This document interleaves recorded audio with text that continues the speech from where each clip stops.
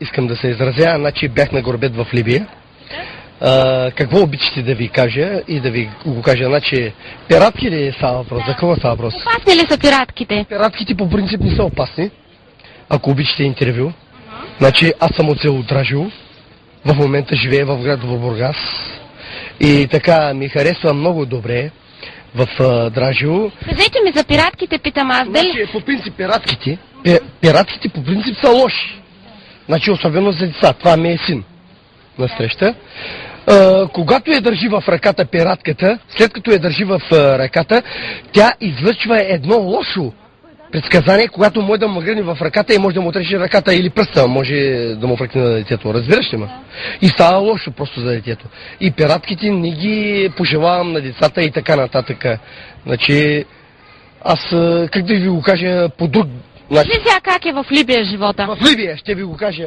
Булка, запали ми цигарата. Значи, в Либия, аз съм чист българин, значи в Либия живота е много труден и сложен. Значи, специално за нашите медицински сестри е много лошо. Значи, удължиха го с 1 година, да ги удължат и да ги пуснат. Просто ще има доживотен затвор.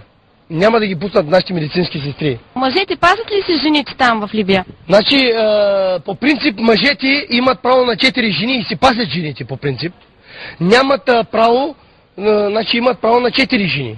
И моя шеф беше, аз бях в Либия, значи моя шеф беше либиец и имаше 4 жени.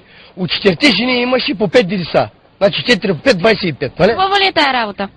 Моята работа беше професионална работа, значи работех алуминия слагах на прозорци и взимах 600-700 евро заплата на месеца. Плюс това храна, ток, вода, квартира, всичко включено.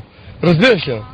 Аз казвам ти самата истина. В момента чакам всеки момент да се върнат моите българи, моите приятели от Либия. А ти искаш ли така да имаш 4 жени, например? По принцип, обичам и искам да имам. Но в момента не разполагам с така голяма сума да ги имам тези жени. Разбираш ли? Значи имам по принцип 2 жени могат да ги... Така да Ще можеш ли да ги задоволяваш и 4-те, ако имаш? Мога, да. Мога да ги задоволя. По никакъв случай мога да... никакъв проблем.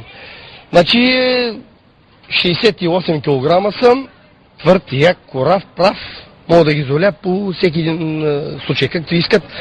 Обичам френските ласки и така нататък, мога да ги задоволя. По всяко едно желание. Стига да са мои. Обаче обичам и те да ми... Ами ако захождат? Да захождат по чужди мъже, така ли? Значи те за да захождат по чужди мъже, значи те не са доволен от техния съпруг. Това мога да кажа аз. Друго нещо интересува ли бе?